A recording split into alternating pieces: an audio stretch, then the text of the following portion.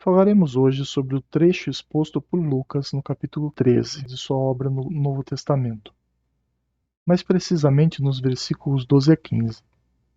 Nesta passagem, Lucas fala o seguinte: Disse também aquele que o convidara: Quando derdes um jantar ou uma ceia, não convideis nem os vossos amigos, nem os vossos irmãos, nem os vossos parentes, nem os vossos vizinhos que forem ricos, para que em seguida não vos convidem a seu turno, e assim retribuam o que de vós receberam.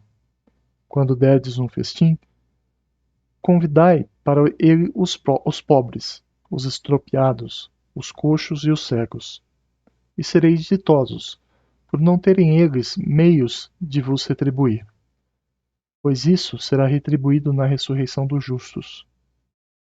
Um dos que se achavam à mesa, ouvindo essas palavras, disse-lhe: Feliz do que comer do pão no reino de Deus.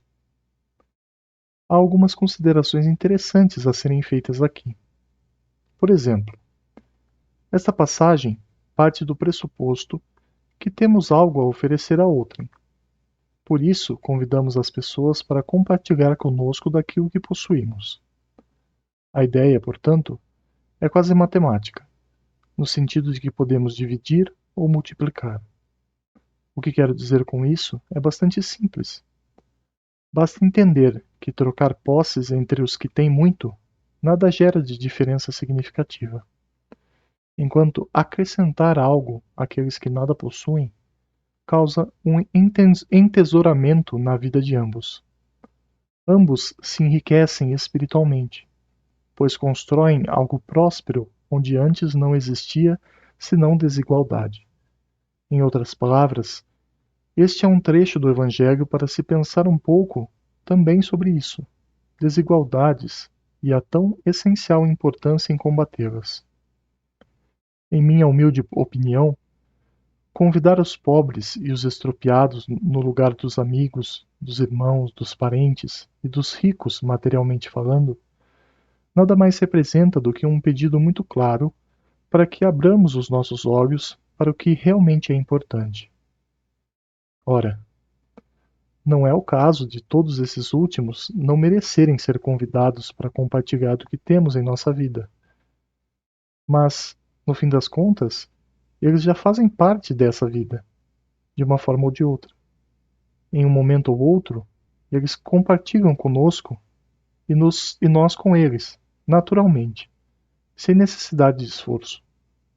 Contudo, e a necessidade de reconhecer nos mais necessitados também o nosso próximo? E a importância de identificar nos mendigos, nos órfãos, nos deficientes também nossos irmãos?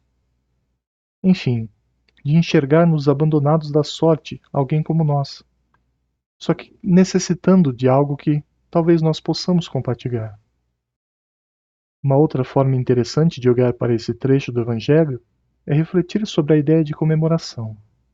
Afinal, quando damos festas, jantares, ceias, seja lá o que for, queremos que as pessoas convidadas vivenciem conosco a nossa alegria, que regozijem conosco as nossas conquistas, que compartilhem conosco o que temos de melhor. Ora, ninguém faz festa para as coisas ruins da vida, não é mesmo? Contudo, muitas pessoas preferem compartilhar aquilo que acontece de melhor nessa mesma vida com pessoas incapazes de se envolver com essa prosperidade. Ou pior, acabam dividindo sua alegria com quem, no fundo, torce pelo seu tropeço e pela sua queda.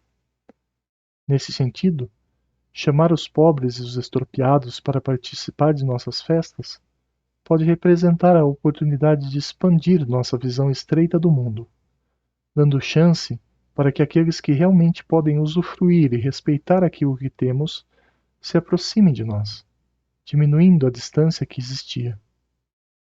Pobreza aqui talvez seja uma alusão à falta de vínculo, sendo, assim, um convite para que encontremos maneiras de nos aproximarmos daqueles que ainda se encontram tão distantes. Não seria, no fim das contas, a melhor maneira de começar uma relação positiva com alguém se dedicar a oferecer para o outro aquilo que lhe falta? Para mim, Está muito evidente nesta passagem a orientação para que não fiquemos alienados, nem presos apenas no mundo estreito que conhecemos, dividindo apenas com aqueles que podem nos dar algo palpável em troca. Sobre isso, aliás, é importante ressaltar que todos podem, sempre, oferecer retribuição pelo que lhes foi dado, mesmo que isso não seja, muitas vezes, da forma como esperávamos. Isso levanta outro ponto muito importante, pois os que possuem riquezas materiais podem nos retribuir com fartura mundana, mas, comumente, os maiores tesouros espirituais vêm da retribuição dos pobres, que não podem nos dar dinheiro, ou joias, ou ouro, mas nos ensinam o valor da gratidão, da amizade, do afeto. Constantemente, são eles que rezam pelos seus benfeitores, que intercedem com uma riqueza muito mais significativa do que os olhos míopes podem ver. Talvez aqui resida a maior parte do ensinamento desse capítulo.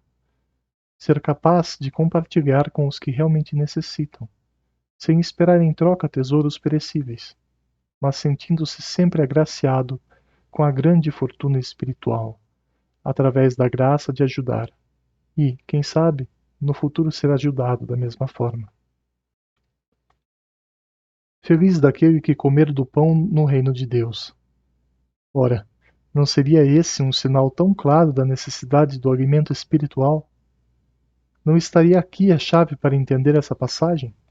Para esmiuçá-la e compreender que a divisão é também e principalmente do alimento para a alma?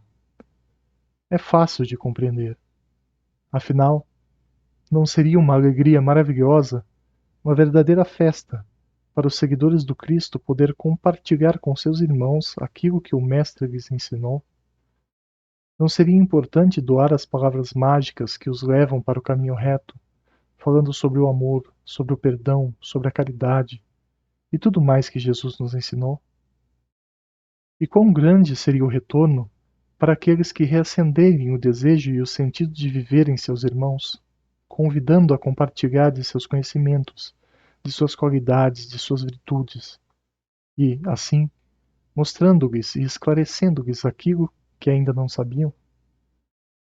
Não seriam os ignorantes pobres de conhecimento? Os coxos incapazes de andarem sozinhos? Os cegos incapazes de enxergar a verdade por si sós? É simples observar as metáforas e as figuras empregadas pelo Cristo e seus apóstolos, mas nem sempre é fácil praticar os seus ensinamentos. No final das contas, é mesmo muito difícil escolher passar o seu tempo no trabalho ao próximo, ao invés de se divertir com as pessoas que lhe são caras. É muito complicado ter que escolher ajudar desconhecidos, enquanto muitas vezes sua própria família padece e tanto necessita de auxílio. Contudo, o caminho que Jesus nos ensinou nos lembra sempre que, independente do quanto possa parecer árduo e angustiante o caminho que nos foi imposto, existe sempre alegria a ser compartilhada, ou a ser ensinada ou a ser aprendida.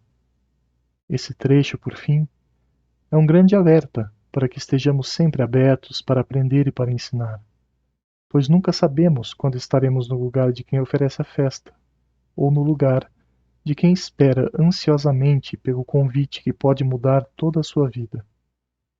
Para concluir, façamos festa na casa de Deus, levando para os que ainda não o conhecem a excelsa bênção de encontrar harmonia e significado em suas leis.